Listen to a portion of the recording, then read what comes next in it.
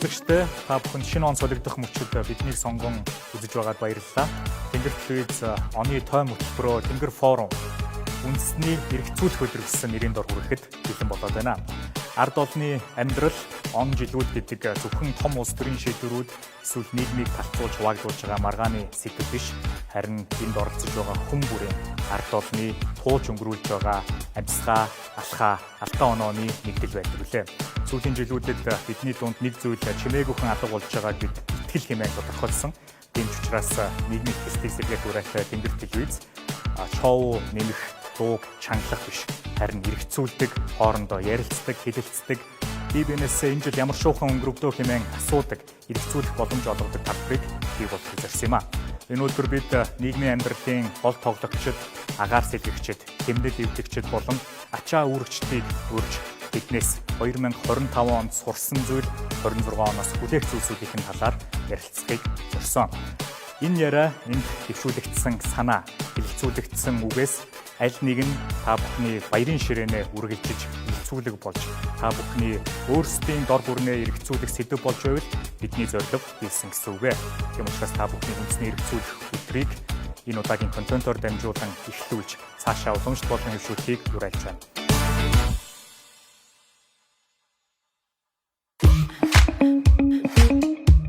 (2025) он улс төрийн хүрээнд маш халуун үйл явдал өрнөсөн жил байлаа.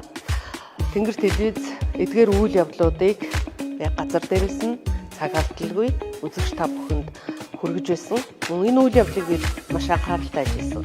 Тийм учраас бид одоо үйл явдлыг гэрч болсон зарим улсын хурлын гишүүдийг та бүхэнтэй уулзах гэж байна. Энэ бол агаар сэлгэгчид. 126 гишүүнтэй парламентын анхны чуулган ажлыг байна л гэсэн. цаг алдахгүйгээр явуулсан. Иргэдэд бол том ачаал болж байна. Одоо тамхины хяналтын хуулийг Та зээлтэй үү? Зээлгүй байна. Өөр муу дайчих гэсэн чинь. Маш хүнд байдал болгож байна. Хэн татварлаа? хүүхдийн мөнгийг болио гэж хэлчих зөрөгтэй хүн байдгүй. Их даапарт юм байна. Тэр эм авлаа.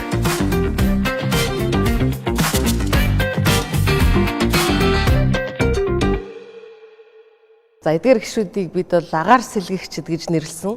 Яг тэгвэл та бүхэн бүтэн жил одоо анх удаа улсын хурлд сонгогдоод ундраа гишүүнээс бусдын те ингээд суулаа. Агаар сэлгэгдэж гин үү улс төрд? Яг нь ер нь бол нөгөө 76 гишүүнтэй байх парламентод байх хугацаа. Тэгээд энэ 126 гишүүнтэй болсон энэ парламентын харьцуулж бодох бас боломж гарсан гишүүдийн нэг учраас магадгүй хариулах нь зөвчм болов. Ер нь хуучин ингээд намын бодлогоор гэдэг нэг хайрцагж явдаг байсан энэ удаа тэр их хит хатуу биш. Магадгүй нөгөө нам дотроо ч гэсэн илүү юм чөлөөтэй үзэл бодол илэрхийлэх, янз бүрийн байр суурь гарах. Тэгэхээр намын улс төрийн шийдвэр ч гэсэн арай илүү нухацтайгаар хилцэгдэж байна уу гэсэн ийм сэтгэл төрж байгаа. Тэр манай бас гишүүд маань юу гэж бодож байгаа. Ямар ч өмнөхтэй харьцуулахад энэ бас сайжирсан. 3-2 нь бол анх удаага сонгогдсон гишүүд байгаа.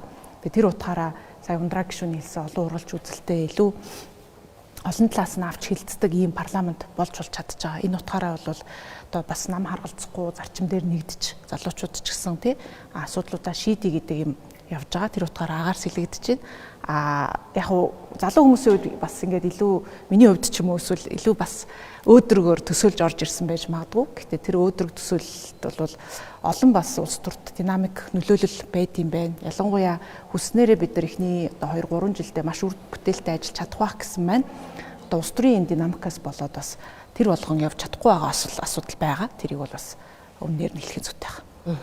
Яг нэг үлдэхэд бол цаг агаар сэлгэгдэж байгаа хэсэг бол одоо телевиз үзэж байгаа хүмүүст өгнөх баг.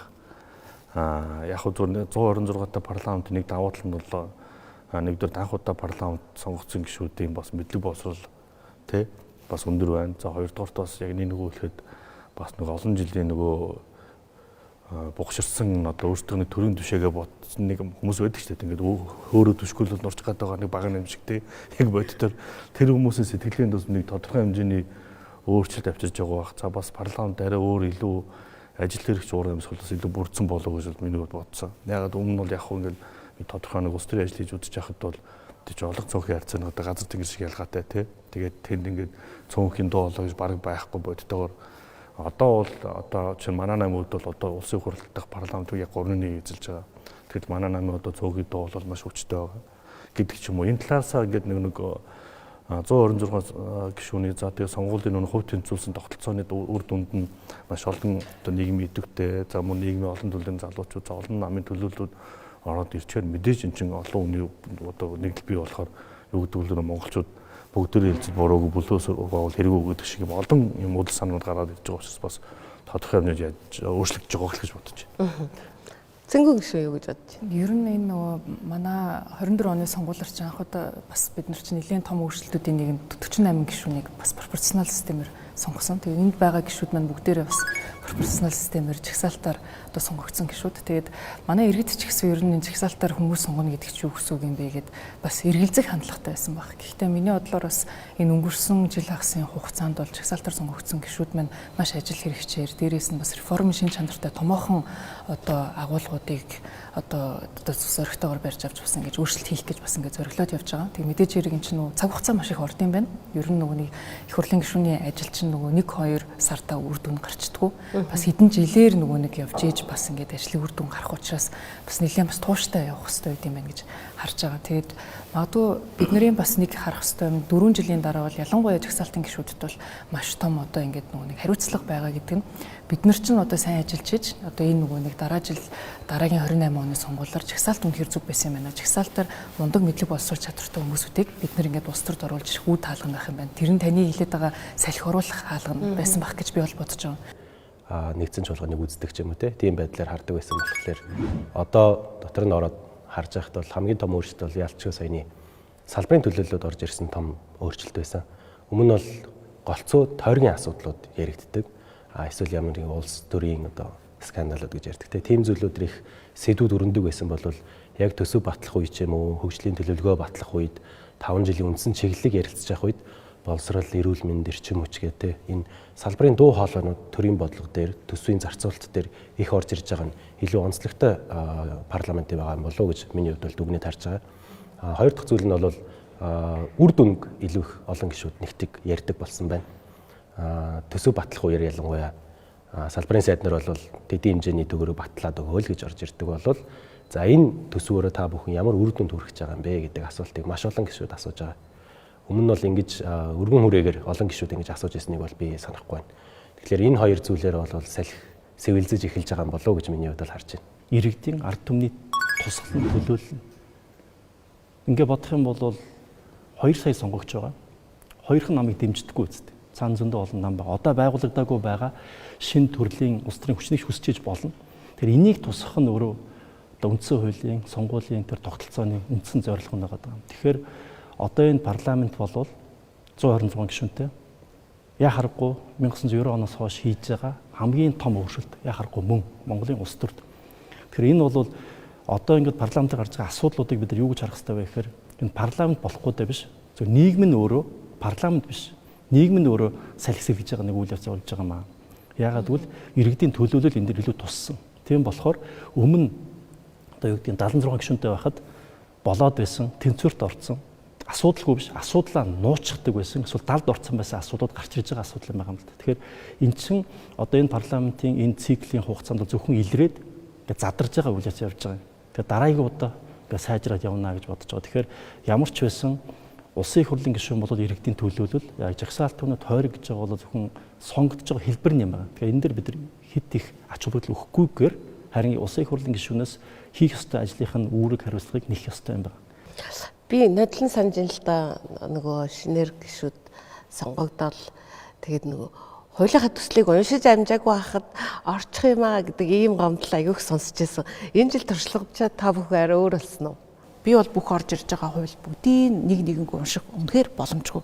Чи салбар юм орж ирж байгаа. Би бол харьяалагдж байгаа одоо хуульч хүний хувьд хууль зүйн байнгын хорооч гэдэг юм уу те. Яг энэ сэдвүүд дээр бол бүх хуулиа бол мэдээж уншина. Тэгжээд л мэдээж миний мэдэхгүй одоо юу гэдэг үдэ аж ахуйн салбарч байт юм уу те. Ийм юм ороод ирэхэд бол тэрийг яг өмнөг хэлэхэд бол одоо худлаа хэлээд яг бүгдийг нь бол уншиж амжихгүй. Яг өөрийн харьяалагддаг мэржлийн байнгын орондоо хамгийн сайн нухацтай ажиллагын нэмд бол чамбаа фокусж ажиллана. Тэгжээж илүү нөгөө үр дүн гарах болов гэж боддог. Та бүхний хувьд тэгэхээр юу байгаа юм л да одоо сая холцоо асуулт. Одоо хүмүүс ингэж төсөөлж байгаа.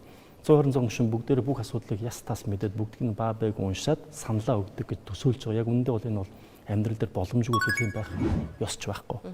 Тэр хоёр зүйлээс хамаарч байгаа. Нэгдүгээр парламент бол байнгын хорон дээр тогтно. Байнгын хорон дээр. Байнгын хороо гэж нэг тэр асуудлаа мэрэгчсэн нэгдүгээр гишүүд нэрээ л дагнцсан гишүүд байгаа. Хоёрдугаар ажлын албанд байгаа. Хуулийн зөвлөхүүд байгаа. Дээр нь яг улс төрийн хувьд иргэдийн төлөөлөл болохын хувьд улсын хурлын гишүүд яг шаардлагатай сонирхож байгаа эсвэл чухал гэж үзсэн асуудлаа судлах үүрэгтэй байхгүй. Тэрэн дээрээ илүү судлах, илүү наривчилж иргэдийн төлөөлөлтөө тэр холбоод мэрэгжлийн холбоодын төлөөлөлтөд уулзчиж асуудлаа наривчилж яриад тэр нь байнгын хоргон дээрээ шийдэгдэж чадах юм бол нэгдсэн хуралдаанаар шийдэгдээд одоо зөв шийдэгдээд явна. Түүнээс одоо бүгднийг нь уншна гэж боломжгүй. Харин зүгээр яг тодорхой асуудлаараа тодорхой шийдэлтэй бодлоготой иргэдтэйгээ харилцаад тодорхой итгэл үнэмшилтэйгээр санал болгодог энэ чадварлаг их хурлын гишүүн гэдэг парламентын гишүүн үндсэн чанар юм. Тэгээ энэ чиглэлээр бид нар бүгдийг үзэхгүйш яг энэ чиглэлээр дагнахыг хичээх хэрэгтэй гэж бодож байна. Тэгэд ингээ харахаар нөгөө улс төрийн намуудын үзэл баримтлал их чухал болоод ирж байгаа юм л да. 126 гишүүнтэй болоод ирэхээр бид нар чинь нөгөө нэг байнга үгээ хэлэгч байд юм уу те. Их хугацаанд хүртэл одоо хязгаарлагдмал болоо явцдаг. Одоо бүлгээсээ заавал тэдэн гишүүн л одоо үг хэлнэ гэдэг байдлаар одоо ингээ тоон хязгаартай. Тэгэд энэ үед болохоор бид нар чинь бүх салбарыг мэддэг байх боломжгүй те. Өөр ингэсэн мэрэгсэн салбарууд дээр анхаарал явж байгаа. Тэр утгаараа нөгөө нэг бүлэг дээрээ бид нар за ямар үзэл баримтлал дээр харж байгаа юм бэ? Арчилсан намын тухайд бол эрх чөлөөний суур үзэл онол дээр байждаг. Тэгэхээр энэ бизнес эрх чөлөөг халдж байгаа юм уу? Эсвэл одоо хувь хүний эрх чөлөөнд халдаад байгаа юм уу гэд тэрэн дээр нь тухайн хууль дээр манай бүлгээс бол шийдвэрүүдээ одоо анализуудыг гаргаж агаад тэгээд манай бүлгийн гишүүдтэй зөвлөмж өгдөг. Манай бүлгийн тухайд бол арчилсан нам дээр тухайн одоо чухал ашигт малтмалын тухай хуульч байд юм уу те ингээд нийгэмд том нөлөөт том одоо өөрчлөлт хийгч байгаа. Тэр хуулиуд дээр бол бүлэг дээрээ бид нар 3 оттой одоо санал гардаг. Тэр нь болохоор за үнэхээр яг маш чухал шийдвэр авах юм бол бүлгэрийн нэг шийдвэртэй байна. За 2 оттой авах юм бол гишүүд өөрийнхөө байр суурийг илэрхийлээд өөр өөрөөр явж болно ч гэдэг юм уу тийм. Тэгээ зарим асуудал дээр бол за бүлгийн шийдвэр гарахгүйгээр өөрсдөө гишүүд яг өөрсдийнхөө одоо үнэлэмжээр өөрсдөө үнэлээд явна ч гэдэг юм уу. Ингээд яваад ирэхээр нөгөө нэг бүлэг дээр гарч байгаа шийдвэрүүд бас асар чухал болж ирнэ. Тэгээд манай монголчууд бас заримдаа нөгөө улс төрийн нам айгу муухай гэдэг одоо нам бол ерөөсөө хэрэггүй маа гэдэг ингэдэг. Гэтэл нөгөө тогтолцоо маань өөрөө нам дээр одоо ингэж суурилсан байгаад ддэг те сонгуульчин өөрөө ингэж бас нам дээр суурилж ингэ явж байгаа. Тэр утгаараа бас ингэж намууд маань үзэл баримтлаараа бас айгуусан ялгараад маш тодорхой ойлгомжтой байр суурь дээр илэрхийлдэг болчих юм бол бас энэ улс төрийн шийдвэр гаргалтуудын одоо нөгөө нэг зарчимтай байдаг талдаа илүү орох юм болов уу гэж би бас хараад байна. Хэлбэр авах болоо те. Бид нар чинь нөгөө сэтгүүлчтэй хувьд ч гэсэн олон нийтийн хувьд ч гэсэн бүгд л одоо бүх сэдв дээр бүх хууль дээр ач холбогдол өгч одоо оролцох хэрэгтэй. Адилхан сонгодог нөгөө Английн парламент хүртэл нэг хэдэн хүн яг өөрийнхөө чухал гэсэн хууль дээр суугаад яад юм л шүү дээ. Ер нь бол тийм учраас өөрийнхөө одоо тугийг барьж явах тийм сэдвүүдэд илүү их ач холбогдол өгж эхэлсэн гэж би ойлгож байна л да. Өнгөрсөн хугацаанд ингээд та бүхнийг харахад бүгд нэг өөрийн гэсэн одоо улс төр төвтүр болох чухал сэдвүүдэд барьж исэн харагдаж байна. Эргээд дүгнэхэд та бүхний одоо тэр барьж исэн сэдв ямар хуу төвшөнд явж гин, барьж исэн хууль ямар төвшөнд явж гин энэ тухай ярихгүй логика гишүүнээс эхлэх. Тэгээ гол нь би бол боддtiin 126 гишүүнийг эвтэйгээр гэхдээ зарчимтайгаар тэгээ гар нийлж ажилласаа гэдгийг бол олон түмэн хүсэж байгаа гэж боддог.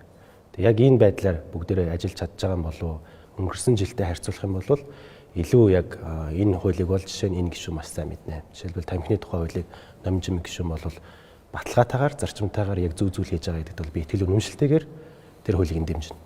Гэх мэтчлэн цэнгүүн гишээн жишээлбэл эрчим хүчний салбарыг чөлөөлөх ёстой гэж байгаа. Энийг бол дэмжиж байгаа. Тэгээ яг хуулийн төсөл орж ирэхэд энэ өмнө ярилцсан байгаа бид нар чинь багаараа ажилд сурдаг байх ёстой, чаддаг байх ёстой тий. Тэрийг хийгээ явж байхад бол асуудал гарахгүй гэж боддог. Тэгээ миний хувьд бол 3 зорилго байгаа. Улаанбаатар гэлтгүү орон даяараа утаагүй болъё гэж байгаа. Хоёрдугаарт нь төвжирлээ шийдье. Гуравт нь үр дүн суурилсан засаглал буюу энэ татвар төлж байгаа аж ахуйн нэгж иргэн бүрийн төгрөг бүрийг нь бид нэр үр дүнтэй зарцуулдаг болъё гэсэн.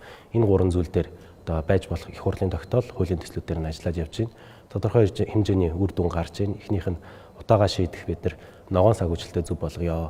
Гаднаас хөнгөлөлттэй их үсэр татъя гэд улсын хурлын 57 дугаар тогтоолыг ундраа гишүүнтэйгээ хамт бид нэр өнгөрсөн хаврын чуулганаар баталсан.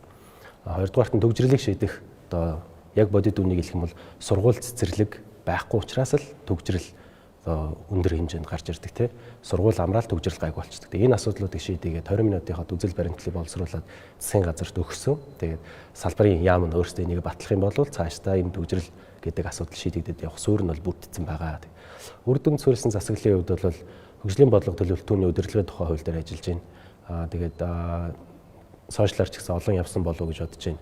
Хавар баталж байгаа хөгжлийн төлөвлөгөө, намар баталж байгаа төсөв дээр тогтмол шалгуур үзүүлэлт болон үр дүнгэл ярилцсан салбарын төлөөлөлд энийг илүү их сайн одоо наривчилж, уншаад, танилцаад яг өөрийнхөө салбар дээр энэ үр дүн авчрах төсөв мөн үгүй юу гэдэг дээр тулж ажиллаж чадсан одоо 2025 он байсан болоо гэж бодож байна. Тэгэхээр 26 онд бас энэгээ үргэлжлүүлээд явна. Тодорхой хуулийн төслүүдийг ол өргөн бариад батлуулах талаас нь явъя гэсэн тийм бодолтой төлөвлөгөөтэй байна.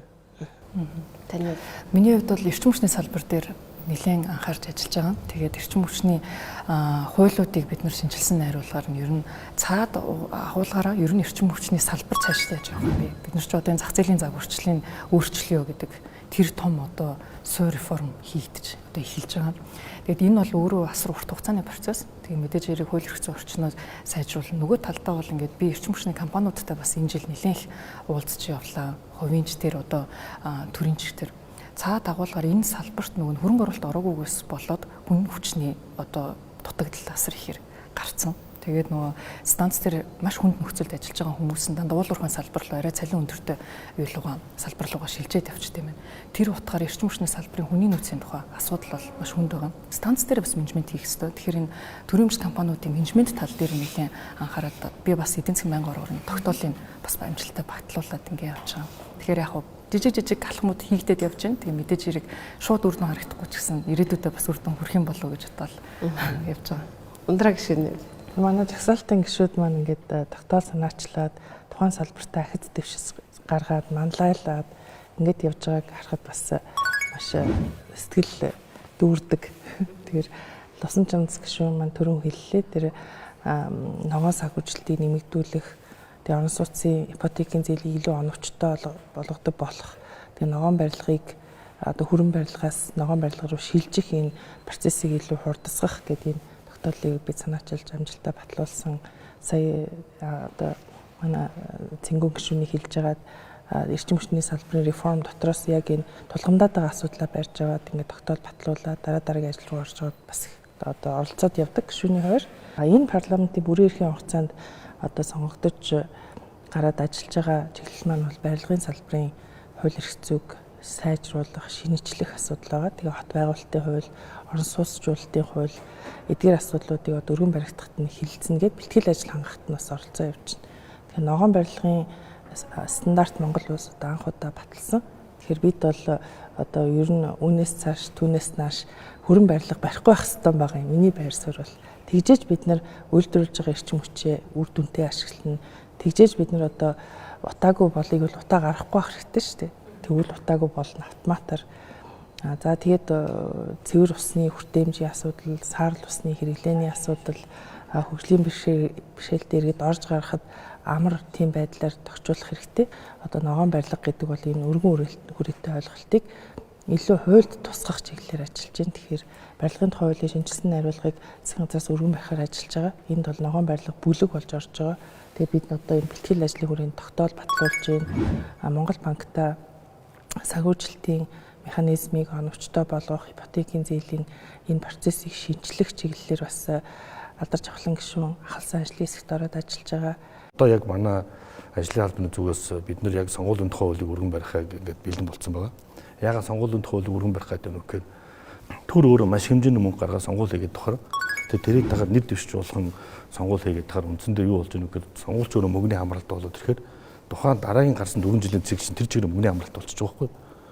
Одоо яг энгийн байдлаар яг нэг өөрлөхэд сая ингээд 2200 орчим хүн сонгуул нэр дэвшсэн. Цум Баян зүрх дөрөвд 83 нэр дэвшсэн. Тэгэхээр 83 нэр дэвшиж хууль заасан хугацаагаар бүгд 2200 хулгаж авах юм бол 57139 хулгаж авах боломж үүсэж байгаа байхгүй. Энэ өөрөө юу гэсэн үг вэ? Төр өөрөө ямар нэгэн байдлаар мөнгө тарих систем өөрөө бий болгож өгдөө шүү дээ хуулиар. Одоо ингээд бид зургуулаа ингээд нэр дэвшиж зургуулаа ингээд 200 сонгогчдод нэг хулгаж аваад хахад 83 бүгдээр авч нэр сонгогч сонголтын эрсцээ чинь 50% ямар нэгэн байдлаар мөнгөний цагаар оруулчихж байгаа байхгүй. Хуулах шилбэрээр. Тэгээ энэ өөрөө юу гэхээр төр өөрөө аль мөнгөтэй нь ял, аль сүлжээтэй нам нь ял гэдэг ийм байдлыг бий болгож өгдөг. За хоёрдугаар орон нутгийн сонгуул боё одоо улсын хурлын сонгуул хоёр өөр тогтолцоогоор явдаг. Төр нь өөрөө сонгох эрхийг ялгаатай ангаж өгдөг шүү дээ. За чи хурлын сонгуульд одоо саналаа өгч бол 20 цагаар 22 цагаар саналаа өгөөрэй. Бас наач хувь тэмцүүлсэн тогтолцоотой шүү. А чи орон нутгад ч юм яг 20 цаг хүртэл өгчихгүй да.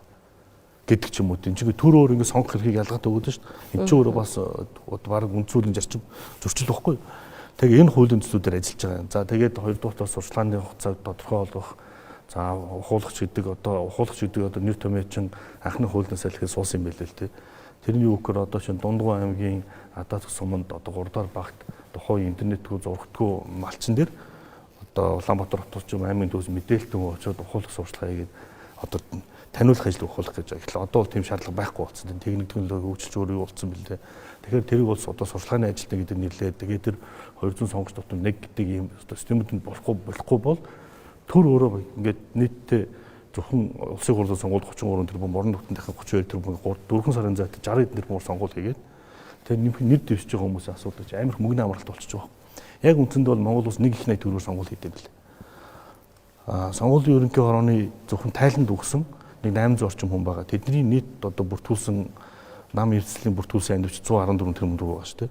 Тэгэл түүнээс албан босоор ингээд зөвхөн сонгуулийн сарын 4, 5, 6 сард гардаг бэлэн мөнгөний тоо 4, 5, 6 сард гардаг одоо валютын тоо ингээд үзэх юм бол нэг жилд 350 орчим тэрбум төгрөг зах зээл бэлэн нийлүүлдэг байтал зөвхөн сонгуулийн жилүүд ингээд 300 тэрбум гарчиж байгаа байхгүй. Зөвхөн сонгуулийн сарууд ингээд 100 сая доллар гарчиж байгаа. Энэ юунд зарцуулагддаг мөнгө бүртгүүлгийн үн зарцуулагдаж байгаа шүү дээ тий. Тэгэхээр ингээд нэг их нийтэд төгрөгөөр ингээд жил болгон сонгуул хийхээр буцаад энэ нэг их нийт төгрөг хаанаас олох уу гэдэг их усрээ хайж эхэлж шүү дээ. Тийм учраас ингээд байнгын хэрүүл үүсдэг, сонгуул болгоны дараа юм албан тушаалдан маргаа үүсдэг, тодорхой хугацааны дараа дандаа тендер хүрэл үүсдэг, тодорхой хугацааны дандаа эдийн төрөнгөний маргаа үүсдэг. Тэрийг буцаж улс төрчид нь бие биенээ амрах хэрэгсэл болгоод ингээд ашигладаг. Тэгэхээр энэ системийг өөрчлөхгүй бол манай бидний яриадаг бүх сайхан хэзээ ч өөрчлөгдөг. Яг л ийм болцсон юм билээ шүү дээ. Одоо Улаанбаатар хотын чагтан суураараа юм болсон. Энийг өөрчилж жилд бид нар хамааралгүй болгоно. За тэгээд сонгуульд ингээд нэр дэвшээд хандив авчаад, нам ивсэл авчаад тэрийг ингээд худлаа танилцуулалт тайлгнасан бол яах юм тий? Тайлгнаагүй сонгуул одоо нам ивслийн дараагийн сонгуулийг өнжөөдөг байх. Одоо нэг аж ахуй нэгжээс авах мөнгөний дэд хэмжээг тогтоох гэдэг чинь. Ингээд бид санхүүгийн хамаарлуудыг байхгүй болгож сонгуул өнөөдөр өөрөө юу болох юм бэ? Секцтэй тэгээд тодорхой бас иргэд сонгогчдод ингээд тодорхой саналаа өгдөг ил тод болох юм бэл. Хоёрдугаар нь одоо манай ажлын хамт нэг ажиллаж байгаа хууль бол бас оюутан залуучдын хөдөлмөр эрхлэлийг дэмжих хууль байна. Тэгэхгүй бол одоо үйлчлэгээний бизнест аж ахуй эрхэлж байгаа. За одоо чинь ингээд нэрх юм бол бидний хамгийн сайн мэддэг одоо дэлгүүрүүд ба шүү дээ тий. Тэгээд тэнд ажиллаж байгаа оюутнууд ингээд тодорхой хэмжээ цагаар ажилласныхын төлөө нийгмийн татвар төлж байгаа давхар тий. Аж ахуйн нэгжийн давхар нийгмийн татвар төлж байгаа. Тэгээд хоол унааныхын мөнгнөөс давхар авчаад байна. Тэгээд ийм санхүүгийн ийм одоо системүүдээр бас өөрчлөхгүй бол ингээд оюутнууд ажиллах хүсэлтэй байдаг мөртлөө тодорхой хэмжээний одоо нэг нөхцөл санхүүгийн болон дараа одоо татврын дарамт, шимтгэлийн дарамтаас хамаарат ингээд аль болох мөнгөө би гар дээр бэлэн авах те санхүүгийн харилцаанд ингээд дансаар оролцох юм сонирхолтой болдог ч юм уу. Энд чинь өөрөө дахиад ингээд одоо сүдрийн эдийн засгийг дахиад бий болгоод 70 эдийн засаг бий болгож өгөх доош. Тэгэхээр ийм зүйлүүдээр бол манай ажлын албаа өргөн барьсан, хоёулангийн өргөн барихад бэлэн болцсон байгаа. Өнгөрсөн 7 хоногт манай ажлын албаныхын намын бүлгийн одоо шинэ орчлон намынханд бүлэг дээр бол хуулийн зүйн танилцуулсан. Товчхондоо.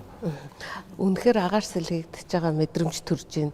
Өөртөө сонирхолтой сэдвүүдийг одоо сонирхолтой хуйлуудад сонирхолтой сэдвүүдэд туг болж явсан байна. Номжим гишүүн бол хамгийн сүлд нэлээд сенсацтай тамхины тухай хууль дээр орж исэн. Яг энэ 2025 оноо би бас хувь гишүүний хувьд дүгнээд хэлэхээр бодит бас үр дүн гарсан. Дараагийнхаа ажлын бас эхлэлийг тавьсан жил боллоо гэж харж байгаа. Тэгээ ингээ харахаар биднэрт яг би бол өөрөө хуульч хүн гэхдээ хийх ёстой юм буюу нийгмийн эрүүл мэндийг хамгаалах зүйлийг ерөөсөө хаягдсан, нийгмийн эрүүл мэндийн бодлого бол хаягдсан байгаа. Нөгөө талаар хийх ёсгүй юм буюу одоо төрийн эдийн засгийн оролцоо хит нэмэгдсэн, за хувийн хвшлийн орон зайг боотчихсон ийм асуудал байгаа. Тэгэхээр энэ дээр илүү одоо голчилж ажиллаад за 25 онд бол энэ төрөөс одоо иргэд болон аж ахуй нэгжүүдэд маш их хүндрэл учруулдаг юмны суур бол бид нар бол нөгөө Монгол улсад чинь нэг нийгмийн харилцааг зохицуулж байгаа 430 гаруй хууль байгаа. Тэгтэл түүнийг дагаж гарсан, дагахгүйгээр ч ингээд тусдаа гарцсан 2357 журам байдаг. Тэгэхээр бид нар чинь нийгмийн харилцаагаа нөгөө парламентын баталсан бодлого тогтоогчдын хуулиар зохицуулж байна гэж бодоод исэн чинь үгүй, харин ард түмнээс шууд ирэх аваагүй гүц засаглалын гаргасан журмаар зохицуулаад байсан. Тэгэхээр энийг цэгцлэх хүрээнд одоо бидний парламентын бас нэг суур хууль болж байгаа хууль тогтоомжийн хуулийн нэмэлт өөрчлөлтийг ахалж ажиллаж батлуулсан. За үүний дагуу одоо салбар болгонд ингэж ширэгдэл болж байгаа захиргааны журмуудыг цуцалж хуулинд энийг тодорхой болгох энэ ажлууд бол засгийн газар дээр хийгдэж байгаа. За хоёрдугаарт нөгөө хийх ёстой юм буюу одоо нөгөө чухлыг орхиод чимхийг оролдоно гэдэг шиг юмыг харахаар ерөөсөө ингээд үр нөлөө байхгүй эрүүл мэндийн салбар одоо ямар байгааг мэднэ. За би юу хийж чадах вэ гэхээр бас иргэд олон нийтийн санал дээр бол энэ тамхины хууль байсан. Ялангуяа хүүхдүүдийн хувьд бол тамхиталт ихссэн. Энэ өөрөө нэг тамхин бүтээгдэхүүн юм шиг одоо ингэж харагдаж байгаа бол цаагаараа асар том нийгмийн эрүүл мэндийн нөлөөтэй. 10 жилийн дараа 20 жилийн дараа манай нийгэм эрүүл хүнтэй байх уу, төсвийнхаа хэдэн хувийг бид нар эрүүл мэндийн зардалтай байхын урьдчилан сэргийлж чадах юм уу гэдэг нөлөөтэй хууль. Тэгэхээр энэ одоо хүүхэд өсвөр үеийнхаа эрүүл мэндийг хамгаалах зорилгоор тамхины нэлтийн хуульд одоо нэмэлт өөрчлөлт оруулж ин зохицуулагдаагүй бүтээгдэхүүнүүдийг хуулиар зохицуулъя, татврын бодлогоор энийг бас зохицуулъя гэдэг энэ хуулийг оруулж ирсэн. Тэгээ энэ дээр энд сууж байгаа манай энэ 6 гишүүдээс чинь манай найдлаа гишүүн, шижир гишүүн, лувсан чамц гишүүн хамтран санаачлагч улсын хурал дээр сая хилцэсгээ хийгээд одоо дэмжиж ажлын хэсэг гарсан ажлын хэсэгт бол манай ундраа гişүн, цэнгүүн гişүн бас харж байгаа. Тэгэхээр энэ бол өөрөө бас чамбааруулаад аваад ингээд удахгүй батлагдах хууль гэж харж байгаа. За одоо бид тэгвэл нөгөө төр хийхгүй юм руугаа их ороод байгаа шүү дээ, тий?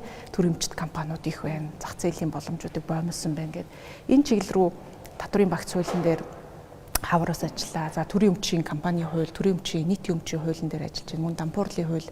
За ингээд шүүхээс шийдвэр гарсны дараа нөгөө шийдвэр гүйцэтгэлээ иргэний шийдвэр гүйцэтгэлийн хууль гээд одоо системийн одоо шинжтэй энэ юмнуудыг яах вэ гэдэг дээр нэлээд оролцож ажиллаж байна. Тэгэхгүй бас 2026 онд ийшээгээ чиглэсэн ажлуудаа илүү төлхөө явуулахаар бас төлөвлөж байгаа.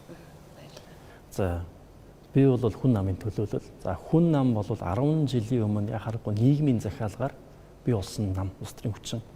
Энэ хоёр нам энэ хിവэрээ явах юм бол арай биш байна гэдэг нийгмийн одоо яг тэр хүсэл тэмүүлэлтэр бий болсон юм байгаа юм. Тэгээд өнгөрсөн 10 жилийн хугацаанд би жишээлбэл олон сонгуульд орсон.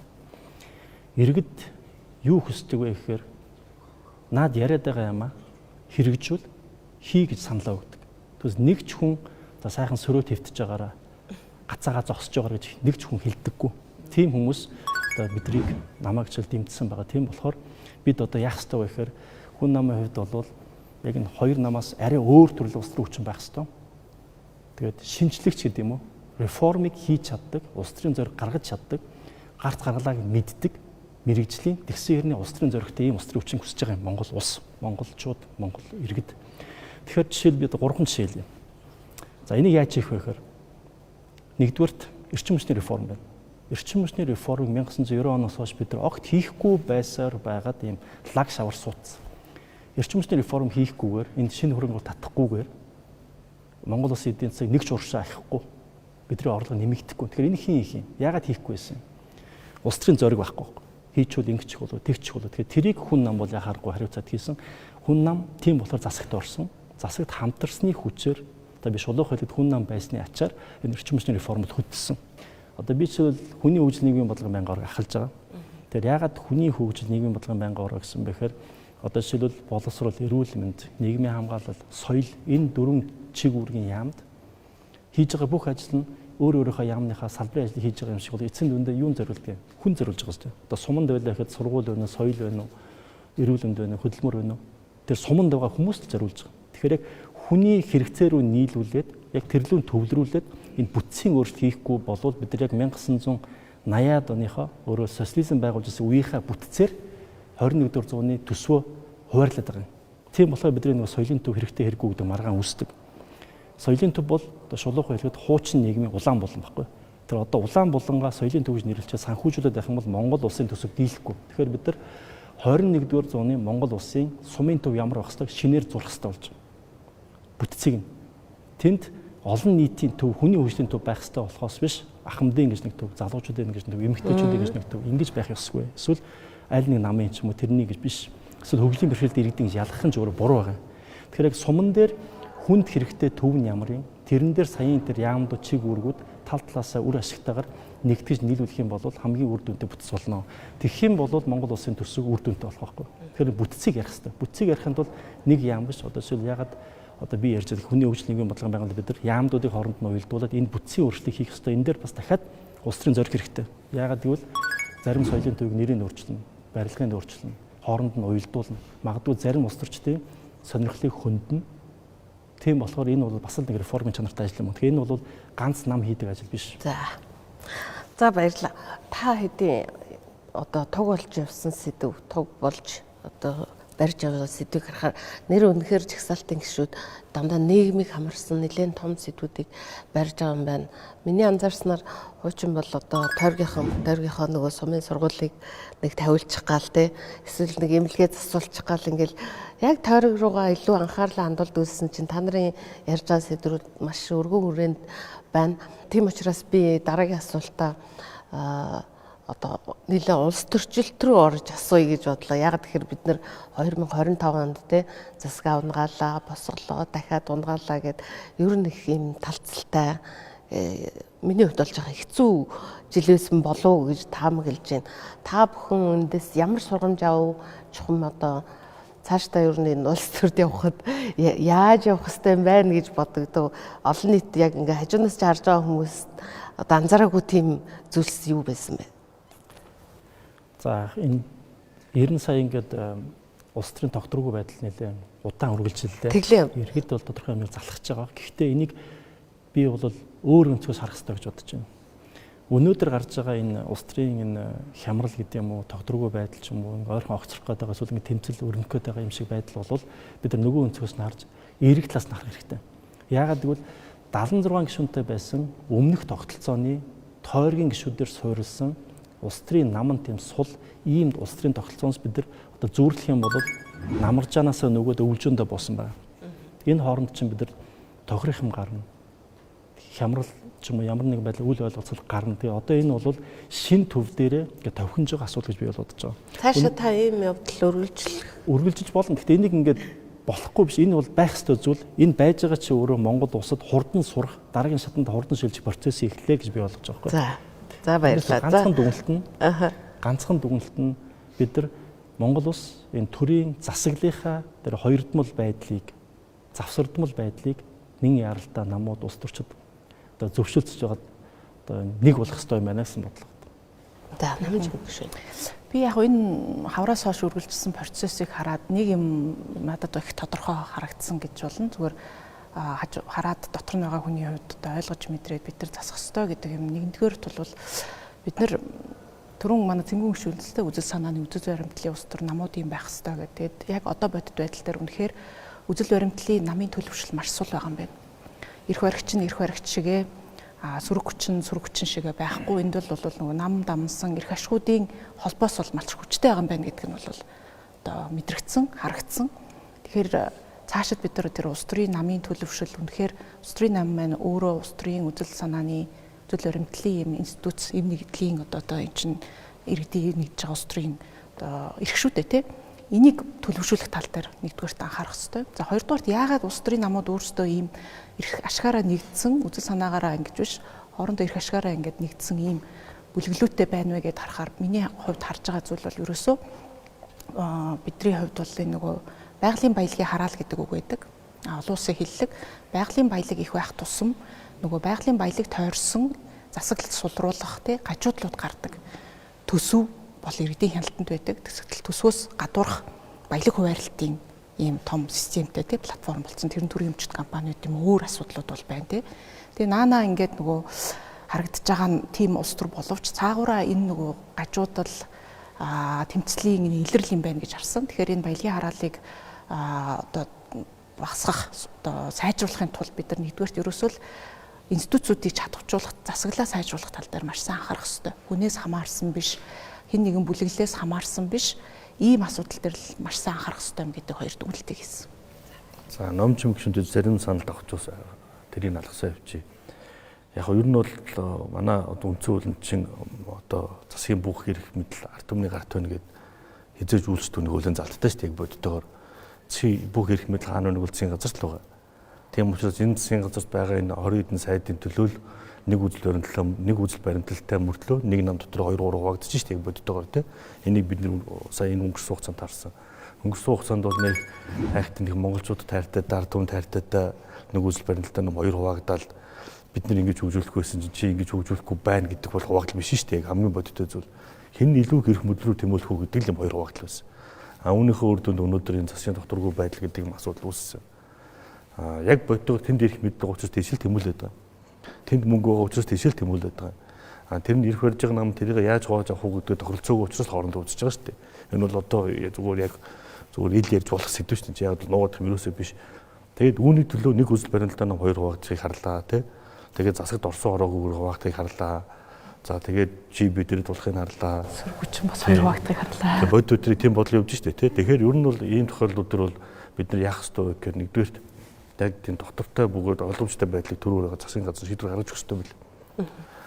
Яг болж байгаа процесс юу гэхээр улсын хурал дээр бол засгийн газрын ихэнх нь одоо боож ирсэн төсөв засгийн газраас орсон төсөл хөтөлбөрүүд одоо хөгжлийн хөтөлбөрүүд яригддаг. Тэгээ бид нар тэрийн талаас нь ярьдаг болохоос засгийн газрын одоо босруулалтын процесс төр ордог шүү дээ. Тэгэхээр энийг бас илүү дэлгэрэнгүй болгох одоо бараг иргэдээсээ санал авдаг болох ч юм уу ийм байдлаар идэх байх хэрэгтэй. Ер нь бол яг өнгөрсөн хугацаанд юу болсон бэ гэхээр Монгол улс маш их мөнгөтэй байсан, маш их боломж байсан, маш их цаг хугацаа байсан. 2016-оос хойш ингэ ярих юм бол гэтэл өнөөдөр багахан эрх мэдлийн төлөө жоохон хийсэн ажлаа маш их PR-аас сурталчилж гайхуулдаг юм л 10 жил өнгөрчлөө шүү дээ.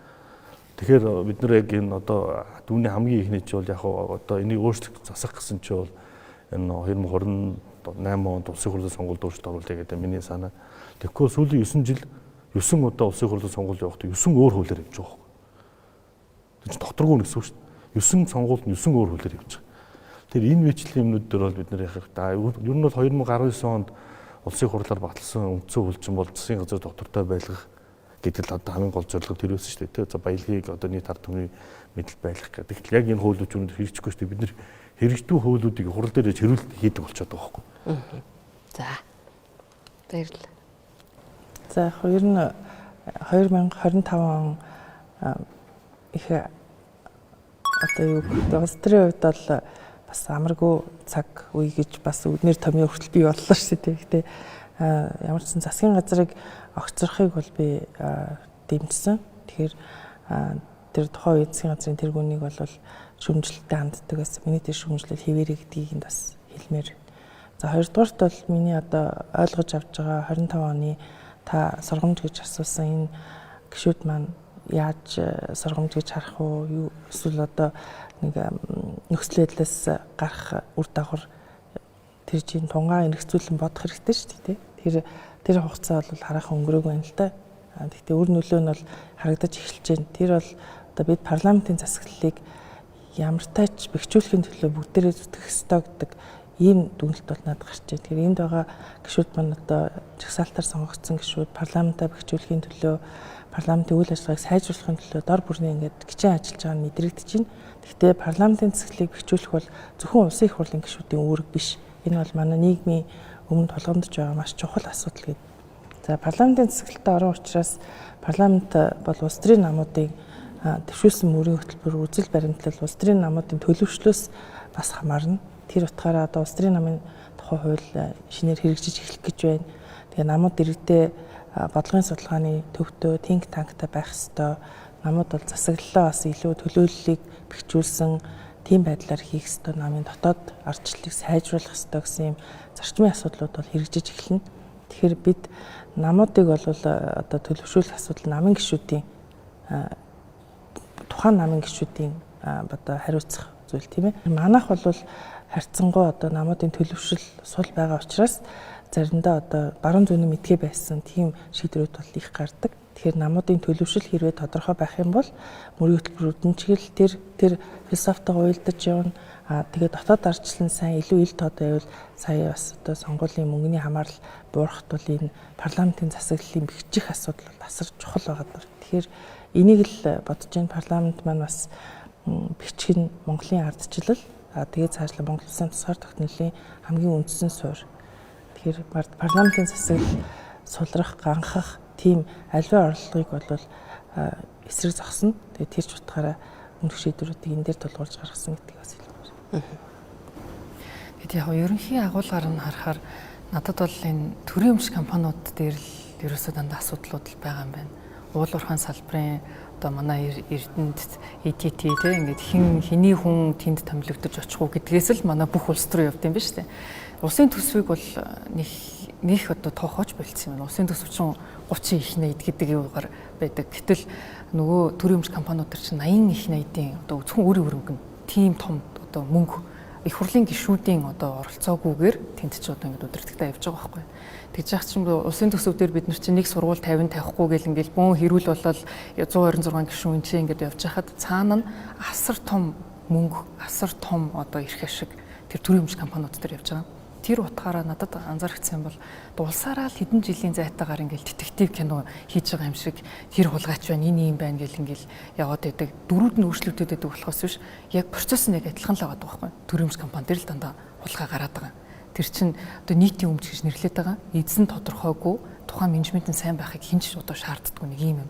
Тэгэхээр бид нар энэ нөгөө нэг менежментийн сайжруулалт нээлттэй хувьцаат компани болох хэрэгтэй юм байна. Нээлттэйгээр тэр санхүүгийн тайлангуудаа эднэр нь тавьдаг болох хэрэгтэй.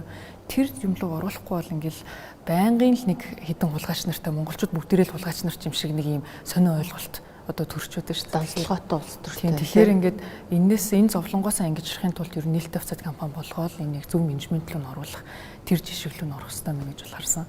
Тэгээд яг өдөр тутмын улс төрийн одоо нөгөө нэг амьдралч үгүй юм одоо төрийн ордонд дах үйл явцаас надад ажиглагтаад байгаа нэг зүйл нь болохоор манай төрийн ордонд ч их сонин 3 институт хамт байгаа. Ерөнхийлөгчийн институт дотроо, улсын хурлын дотроо, за тэгээд засгийн газар нь дотроо байгаад байгаа байхгүй. Тэгэхээр нөгөө нэг ордон дотор ажиллаж байгаа сэтгүүлч нар маань ч үгүй юм уу эсвэл ер нь одоо ордны гадаа жигсэж байгаа жигсаалууд маань аль институцийн үйл ажиллагаанд буруу яваад байгаа юм бэ гэдгийг одоо ялгахад аюу хүндрэлтэйгээр бүх юм 126 гишүүн гэдэг. Одоо жишээ нь бид нар сөрөг хүчин, за дээрээс нь их хурлын гишүүн чинь одоо төсөв зарцуулалтанд оролцож чадахгүй шүү дээ. Эсвэл шууд энэ тэнд очиж гэрээ хэлцээр хийгээд гарын үсэг зураа шийдвэр гаргах хэрэггүй. Тэгжээд л олон нийт маань болохоор ингээд чи ажил хийгээч. Тэгээ ажиллаа хийгээд тэгээ шийдвэр гаргаач гэд ийм юм хүсэж байдаг. Гэтэл их хурлын гишүүнд тийм эрх нь байдаггүй. Тэгэхээр энэ зааг ялгааг бас бид нар аягуулсан ойлгомжтойгоор хэлэх хэрэгтэй юм шиг. Их хурлын гишүүн чинь яг хууль тогтоогч тий дээрээс нь хуулийн шинжилэл болохгүй байгаа хуулиудаар нэмэлт өөрчлөлтүүдийг санаачлана. Гэхдээ төсөв зарцуулах эрх энэ хүмүүс чинь байдаггүй шүү дээ гэдгийг бид нар аягуулсан ойлгуулад харуулж иж нэг юм резүв тогтолцоолгоо явах байх. Яг үнийг хэлэхэд өмнөх чуулган дээр ч гэсэн хэлж байсан өмнөх 76 их хурлын гишүүнтэй парламент бол гүйцэтгэх засаглал, хууль тогтоох засаглал хоёр нэг тал болчихсон. Тэгэл иргэдийн төлсөн татврын мөнгийг одоо бялуу хувааж байгаа хайтал ажиллаж ирж байсан. Тэр нь бол маш тод харагдлаа. Тэгээд тэрэн дээр үндэслээд хаврын улс төр бол 2 дугаар ээлжийн хоолндоо ормоор байна гэсэн улс төр байсан болов. Бас тодорхой хэлсэн шижрэг гишүүн хэлж байгаа, номын жим гишүүн хэлж байгаа мөнгө байгаа салбар дээр л одоо тэр тухайн хүмүүсийн эрх ашигыг хүндсэн шийдвэрүүдийг гаргасан засгийн газар байсан учраас маш том өөрчлөлт гарсан. Гэхдээ олон нийтэд бол залуучуудын нэмжлэгийг алдсан гэсэн бас алдаа байсан баг. Намрын улс төрийн хувьд бол гүйцэтгэх засаглалыгаа улсын хурл өөртөө хянах гэж оролцсон улс төр байсан болов уу гэж бодож байна. Тэгээ энэ яг улс төр явж явах процессын хувьд бол хэвлэл мэдээлэлээр ялангуяа хэн илүү харвэ гэсэн уралдаан явсан. Тэгээ би өөр дээрээ дүгнэлт хийхэд бол илүү үзэл баримтал ярьсан тийм зүйл дээр илүү их мэдээлэл өгөөд олон нийтэд нээлттэй ажиллаж чадсан бол гэж одоо бол дүгнэлтийгээ сууж байна л да. Тэгээ яагаад ч юм явж байгаа линд байгаа ихэнх гишүүд нь нүрс чинь болоод дууссан шүү дээ. Тэгэхээр ийм олон нийтэд илүү ойлгомжтой байдлаар ямар тогтолцоо хоорондын ямар засаглал хоорондын зөрчилдөөн байгаа. Томилгоо ярих гэж байгаа мó? Үзэл баримтал ярих гэж байгаа мó? Энэ зүйлүүдийг илүү нээлттэй одоо хэлцэж чадсан бол гэж дүгнэлт хийж байна. Сая хэлсэн 3 засаглал дээр нэмээд манай хэвлэл мэдээллийн одоо засаглал 4 дахь засаглал гэж хэлдэг те. Энэ мань бас улс төрөө дагаад тас 2 хуваагдсан. Энийг бас хууль тогтоож байгаа байгууллагад ажиллаж байгаа хүний хувьд шүүмжилж хэлхээсээ жоохон цааргалсан л та. Тэгэхээр тэрэн дээр би өөр дээрээ дүгнэлт хийж байна. Энэ 4 засаглал хоорондоо бие биенийг хяндаг байж ижил Монгол улсын тусгаар тогтнол, ардчлал, эдийн засгийн эрхчлөө, улсын хөгжил, хүний хөгжил ярих боломж нь бүрдэнэ гэж боддог. Тэгэхээр энийг илүү хүчтэй, илүү олон нийтэд ойлгомжтой байдлаар ярьж чадах 2026 он бай гэж одоогоор төлөвлөж байна. За баярлалаа. Одоо би нэг илүү хувь хүн рүү та бүхэн бүгдээрээ л одоо парламентод ундраа гишүүнээс устна анх удаа орж байгаа. За манай найдлаа гишүүн бол улс төрд нэлээд удажчихсан. Нэг юм анзаарч байгаа. Олон нийтийн хандлага тий шүүмжлэл тэрэнд ер нь хэр эмзэг байв. Одоо ер нь ямар хөө болж байна. Би юу? Хамгийн шүүмжлүүлсэн 50-ны хувьд. Яг би бол тэрийг ингэж бодож байгаа шүү дээ. Хамгийн их шүүмжлүүлсэн гэдэг нь манай бас улс төрчтэй үед нэг сул тал нь сошиалд хөтлөгддөг. Тэгээд ялангуяа одоо юу гэдэг нь Twitter ч гэдэг юм уу цөөн хэдэн хүн байдаг юм дээр үнийг хэлэхэд бүгдээр л мэдж байгаа шүү дээ. Одоо бүгдээрээ тийм нэг бүлэг трол баг гэдэг юм уу юу гэдэг нэг юм баг байдаг. Тэр нөгөө мөнгөөр ажилдаг тийм систем одоо угсарчаа тэрэндээс бид нар одоо салж чадахгүй шүү дээ. Тэгээд захиалгахтаа одоо юу гэдэг нэгээ харлуулах гэн худлаа мэдээлэл ян тэрийг нь авч зэвэн тэрэнд нь зарим нь итгэн нэг тийм юм байгаад байгаа. Миний хувьд болохоор яг би ч нөгөө сая улсын хурлын гишүүн болохоос өмнө нийслэлийн засаг даргын орлогчоор ажиллаж байсан. Тэгээд бүгдээрээ л мэднэ нийслэлийн ажил ямар нөгөө өдөр тутмын аж ахуй ажил хүнд шууд очдог ажил болохоор нэлээд шүүмжлэлж дагуулдаг тулгарсан бэрхшээлч их байдаг. Тэгээд нийслэлийн орлогч байх үедээ бол бас нэлээд шүүмжлүүлж исэн. Тэгээд тэр үедээ бас даваад гарчихсан байж тээ. Тэр үедээ бас за ингээ олон нийтийн шүүмжлэл байх ёстой. Байгаад энийг давж гарч юм хийх ёстой л гэдэг. Тэгээд хийх гэж л одоо төрд орж ирж гин хийгээ тэр албан тушаалыг авч гин ингэж байгаа учраас мэдээж зүг зүйтэй одоо шүүмжлэлийг сонсоо засах юмаа заасан. Тэрнээс эмзэглээд авах юм бол байхаа болсон. Тамхины хуулийн дээр бол харин ч бүр энэ бол ерөөсөө тэнд байгаа нэг хэдэн хүний юм бол олон нийтийн үзэл санаа бол биш юм байна гэдгийг маш сайн харсан учраас бол тэр бол хиймэл нөгөө нэг юу ахгүй хиймэл сэтгэл үүсгэж байгаа одоо манай гэлтгүй олон нийтэд л олон улс даяар л нэг тийм асуудалтай шүү дээ. Сошиал медиа дээр бид нар яаж хандах ёстой юм бэ гэдэг юм дээр. Тэгэхээр олон нийтийн шүүмжлэлийг мэдээж харна хандлагыг харна юу хүсэж ийн яаж ийн гэдэг. Ялангуяа би одоо өргөдлийн байнгын хорооны дараагаар ажиллаж байгаа. Улсын хурлын 8 байнгын хорооны ганцхан эмэгтэй дарга. Тэгээ өргөдлийн байнгын хороо бол илүү иргэдтэйгээ ойрхон ажиллах тэндээс ямар хүсэл зориг ирж ийн энийг нь бид нар системийн хувьд тэгвэл юу засах ёстой вэ гэдгийг дүн шинжилгээ харж одоо зөвлөмжүүдийг мэргэжлийн байнгын хороонд өгөх юм үүрэгтэй. Тэгэхээр энийг бол харна. Гэхдээ энэ нь бол нөгөө яг органик зөв одоо юм байх тал дээр л илүү анхаардаг гэсэн үг. Шижрэг олон нийтийн сүмжил бол байх ёстой хамгийн зөв зүйлээ. Ер нь бол одоо бүх юм сайн сайхан талтай биш шүү дээ. Одоо бид нар эндээ шүүмжлэх үйл өнгө будгаас ахуулах шүүмжлэх дуртам шүүмжлэл эхлэх байх. За магтах дуртам сайн талаас нь ярих байх. Бүр аль нь ч таалагдгүй айл хэлбэр ярих байх те. Тэгээд нэг ингээд одоо дэлхийд дээр байгаа бүх зүйл чинь бүх хүнд ингээд 100 таалагдахгүй шүү дээ. Энд чинь тодорхой хэмжээнд таалагддаг. Одоо юундаа эмзэглэхэд одоо нэгэнтэн улс төрийн одоо амьдралыг юм уу одоо сонгоод улс төрч болоод явж байгаа өнөдөө шүүмжил дээр эмзэглэхгүй харин зүгээр доор нь байгаа бодиттой санс төлөвлөл юу байна гэж бол бас ингээд мониторинг гэж үздэг. За одоо нийтдээ юу гэдэг одоо миний пэйж дээр орсон видеоны доор нь 280 коммент байлаа гэж тодорхой ямар байраа сүрэг агуулгаж чинь те зарим нь одоо шүүмжилж байгаа тал нь ямар байр суурьтай байна гэдэг бас мониторинг гэж харддаг. Тэгэхээр нэг актив эмзэглээд үүдгийг байдаг шүү дээ. Ундраа гişүү. Тийм, шүүмжлэлд байх ёстой зүйл гэж хүлээж авдаг. Тэгээ харьцаа чухал юм уу да. Тухайн асуудал дээр ямар байр суурьтайгаас хамаараад шүүмжлэл одоо дийлэнх вэ нү, бодиттой шүүмжлэл. Тэгээд дэмжлэг дийлэнх вэ нү гэдгээс бас өөрийнхөө одоо шалгах эсвэл өөртөө дүгнэлт техник боломж гэж хардаг. Яг шүүмжлэлийг эмзэг хүлээж авах асуудлыг эхэндээ бол гадаад харилцааны яамны тусгай үүрэг гүйцэтгэгч элчин сайд байх үедээ одоо хамгийн их тийм нийгмийн шүүмжлэлтэй халуун сэдвүүдээр ажиллаж тэн дээр бас нэлийн хатуурдсан гэж хэлж болно. Тэгээд цөмийн асуудал, цөмийн эрчим хүчний асуудал, урааны асуудал, цацраг идэвхийн хяналтын асуудал тийм ээ. Тэгээд тэр тухайн үедээ бол Фукушимагийн ослын дараа дэлхийн нийтээр бас цочирдсан байсан. Тэгэхээр тэр шүүмж болон олон нийтийн бухимдал энэ асуудлууд дээр бас нэлээд хатуурчсан. Тэр маань одоо дараагийн улс төрд явхад бол бас хэрэг болдог. Тэгэхээр ямар ч шүүмжлэл яг тэр түвшний өндөр хатуу шүүмжлэл байгаагүй. Дархлаад агцсан гэж хэлж болох юм. Зэнгүү гişүү. Яг бодож бодлогын шүүмжлэл бол гоё шүү дээ. Яг ингээд бодлого яриад, зарчим яриад энэ бодлого чи ийм болохоор болохгүй маа. Энэ бол энэ зөв буруу ч гэдэг юм уу тийм байдлаар хилцүүлэг өрөндөг бол тэр надад айгүй гоё санагддаг л та. Нөгөө талдаа бас одоо гүтгэлэг их байдаг. Ор тас худлаа мэдээллүүд явж идэг. Тэгээ тэр бол хувийн хувьд бол мэдээж сайхан санагдахгүй шүү дээ. Тэгээд мэдээж хэрэг улс төрч хүн болгоно л ингээд үгүй ёстой асуудалгүй би бол тоохгүй гэл ингээд яаж байгаа. Тэгээд тэгж хэлж байгаа шалтгаан нь болохоор тэр хүн чинь нөгөө нэг амьдралынхаа сонголтыг хийсэн. Тэгээд аюу олон залуучууд надтай уулзаад бас асуудیں۔ Яа тэгээд одоо ингээд гүтгүүлээд байгаад хэцүү байна уу юу байна уу гэд. Гэтэ ингээд хэрвээ тэгж байгаа шалтгаан чинь ер нь бол хин нэгний их ашиг л дандаа хүндсэн байгаа гэдэг. Одоо жишээ нь би нийслэл яагаад 300 тэрбум төгрөгөөр хятадаас нүүрс оруулж ирээд байгаа юм бэ гэж хэлчих үйд юм уу тий. Тэр чинь нөгөө талд нь цаана нь их ашиг байгаа. Эрчим хүчний салбарыг ховчлаач, наад татвар байгаад байгаа тусгай зөвшөөрөл тэр зүйлүүд байхгүй болгооч гэдэг ч юм уу тий. Ингээд энэ зүйлүүд чинь дандаа нөгөө талд нь тэндээс одоо хамааралтай тий. Тэр нь хуучнараа байж байгаа сайхан байгаа хүмүүсийн эрх ашигыг хөндөд байгаа учраас тэр чинь нөгөө бүтэлгүүд тараах шаардлагууд болж байгаа. Тэгэхээр магадгүй энэ чинь нөгөө нэг хүн өөрөө сонгож байгаа сонголтууд шүү дээ. Хинт ч гүтгүүлэхгүй, хинээр ч муу хэлүүлэхгүй явах боломж байгаа юм байгаа. Юу ч хэлэхгүй яваад иж болно. Гарч ирж ярихдаа дандаа ингээд эерэг юмнууд яриа л тий. Ингээд өө юм асуудал гайгүй болж штэ юм биш тэгээд тэгээд байвал хинт ч гүтгүүлэхгүй явах боломж бүх улс төрчнөрт байгаа.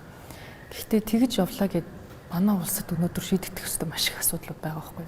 Тэр утгаараа магадгүй өнөө цагийн улс төрчид нэр хүнд муутай болсон ч байсан хамаагүйгээр бодит байгаа байдлуудыг гаргаж ирэх ёстой л гэж би бол хавтаа бодоод байгаа.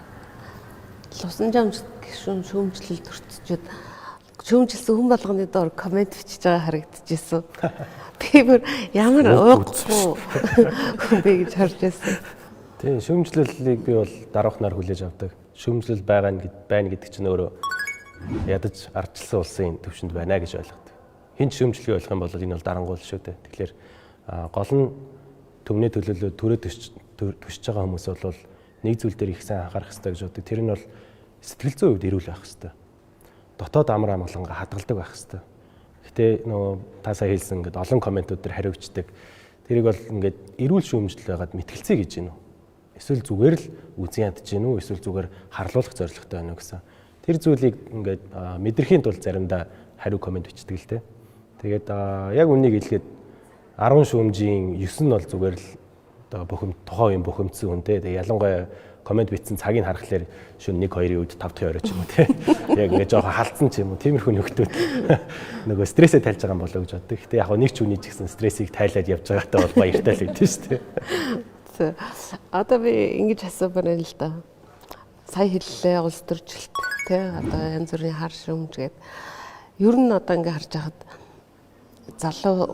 залуучууд ер нь хувьсгал хийдэг тий ихэнх улс оронд залуучууд шинийг яадаг шинэ гişүүд агаар сэлэгдэг хэр улс төр хэр ойрхон байна залуучууд нэгдүгээр та хоёрдугаарт одоо эх онд биднэрт ер нь гэрэл гээгээ байна уу улс орн маань одоо саяны та бүхний ярьж ирсэн сэдвүүд тий биелэлээ олох ийм гэрэл гээгээ хэр зэрэг ойрхон байна.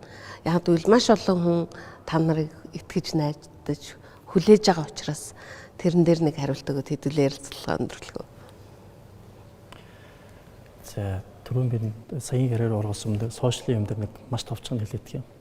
Тэгээ сошиал улс төрчин сошиалыг дагалгүй байх, олон нийтийн сандлыг сонслог байх. Гэхдээ харамсалтай нь Монголд санаатаагаар зориудаар зохиомлоор юм шуурга дэгдээж улс төрчдийн намдаг нэг юм маш түгээмэл болчиход байгаа. Тэгээ энийг ялах нь их чухал байгаа юм аа.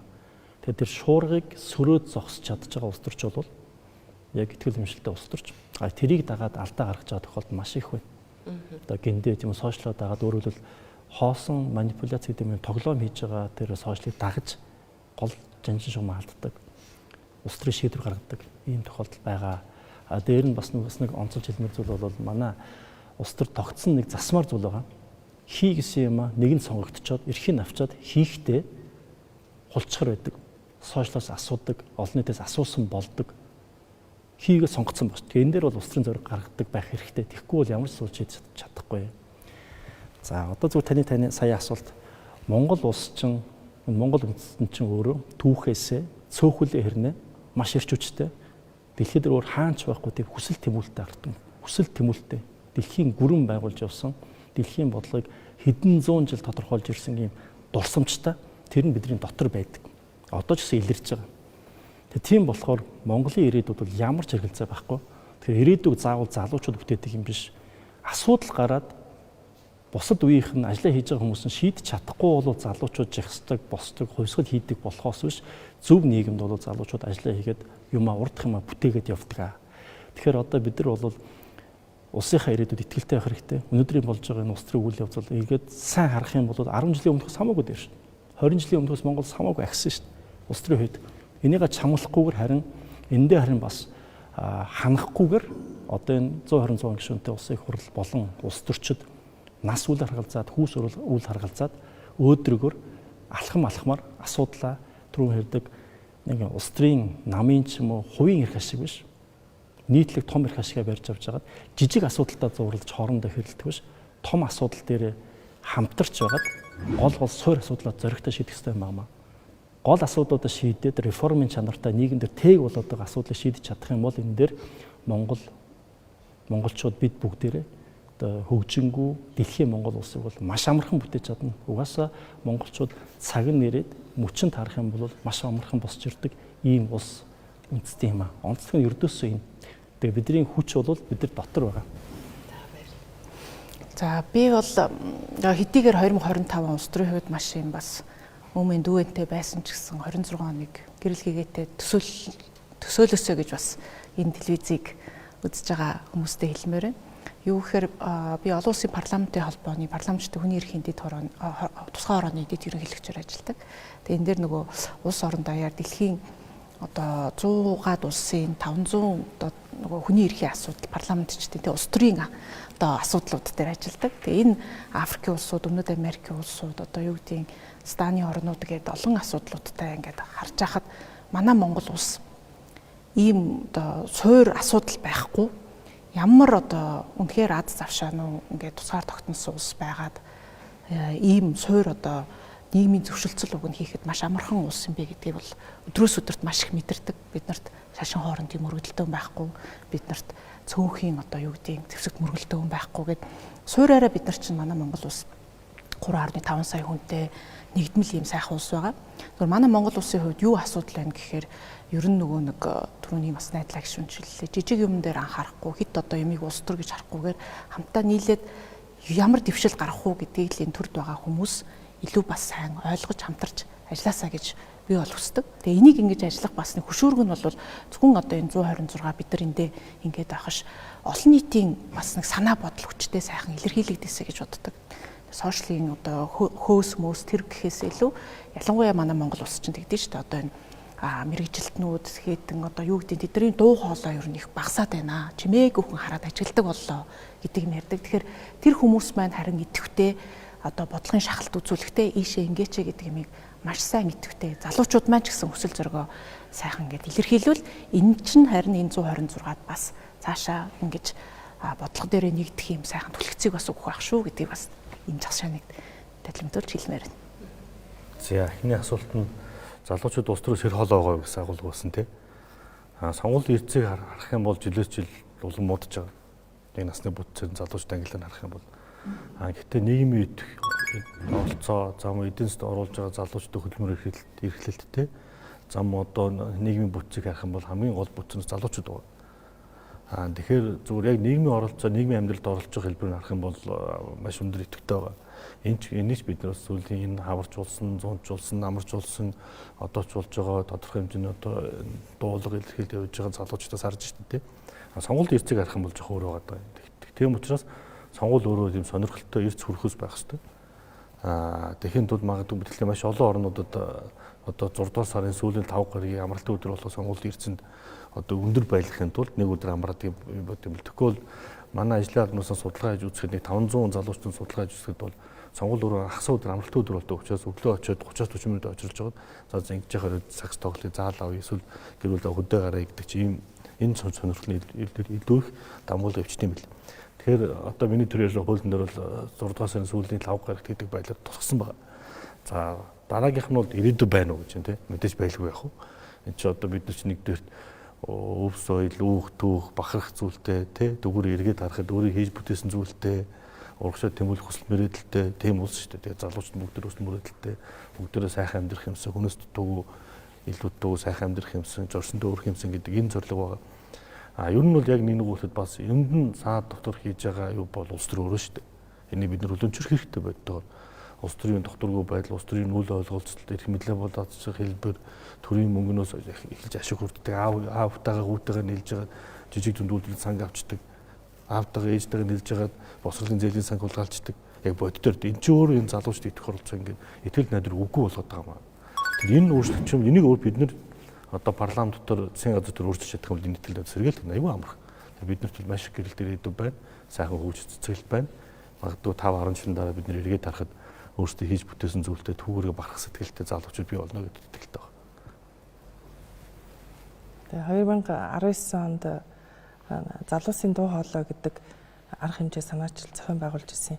Тэгээ тэр ямар зорилготой байсан бэ гэхээр ер нь ажиглахад одоо маш олон залуучууд улс төр муухай гэдэг үүднээс ер нь хол явъя, улс төрчид бол онцгүй гэдэг тийм сөрөг юм хандлага үзүүлж анзаарчихсан л та. Тэгэхээр ер нь хэрвээ одоо манай улс орнд ингээд асуудал байна, асуудлууд байна, энийг шийдъя гэвэл бүгдээрээ оролцоотой байх хэрэгтэй.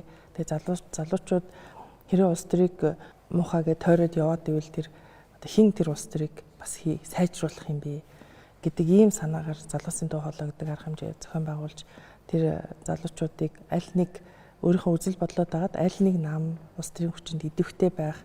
За тэгээд шар чатны сонгуульд зоригтойгоор нэр дэвшдэг байх. Тэгээд хамгийн гол нь сонгуульдаа оролцож саналаа өгдөг байх.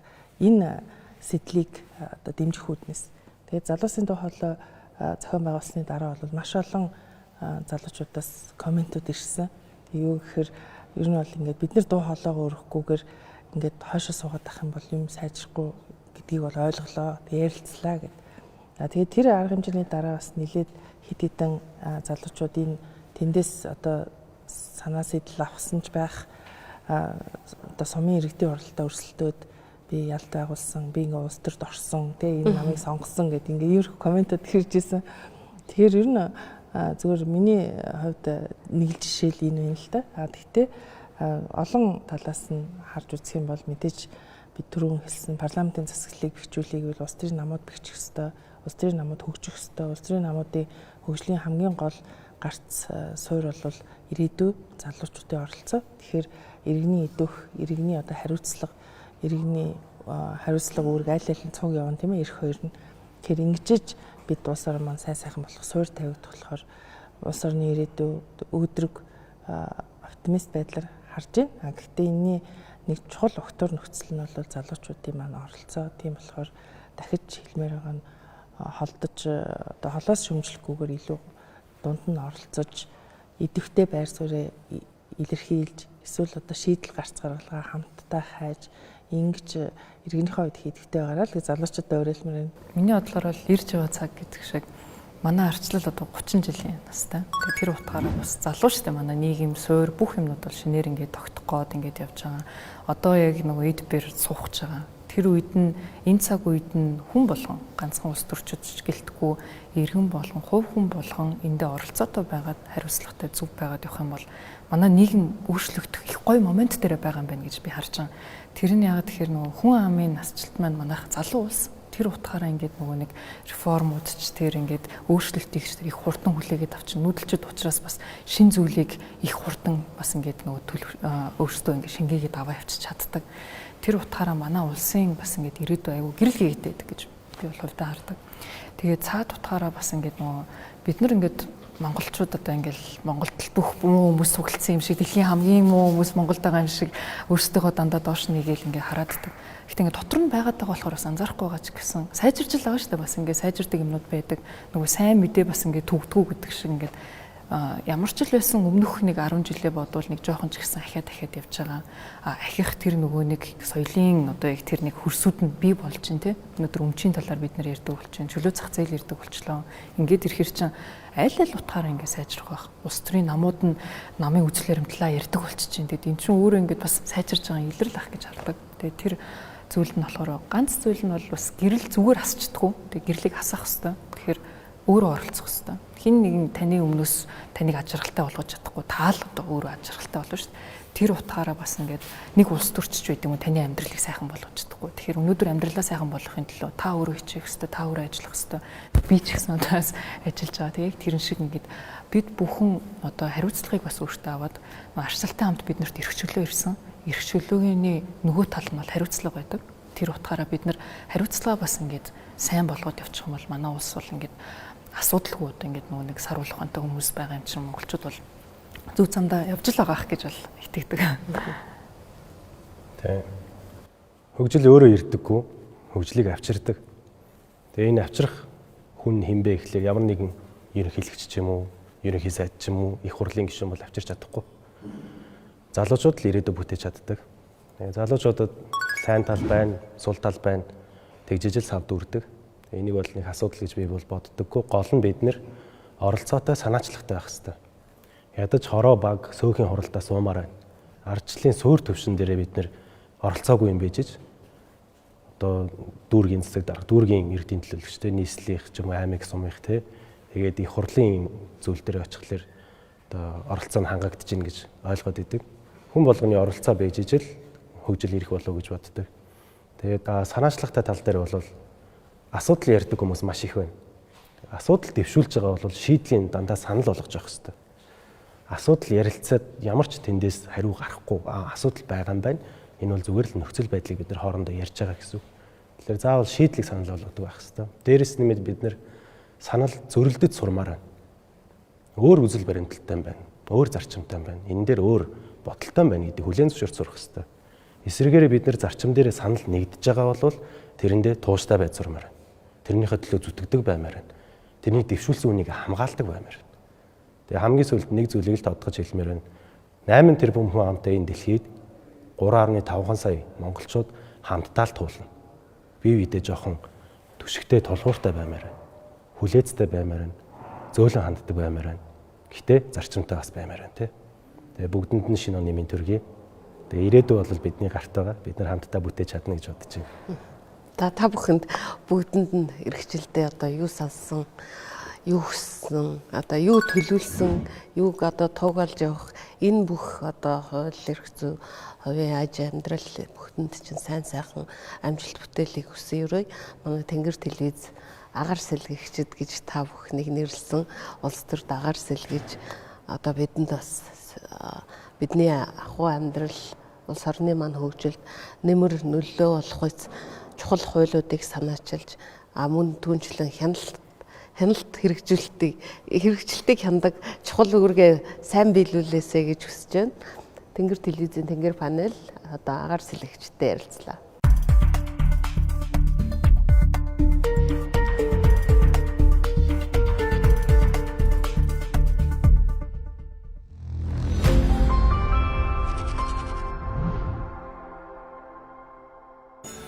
онд өөртөө нэг амар амлалт өгөөгүй ч ер нь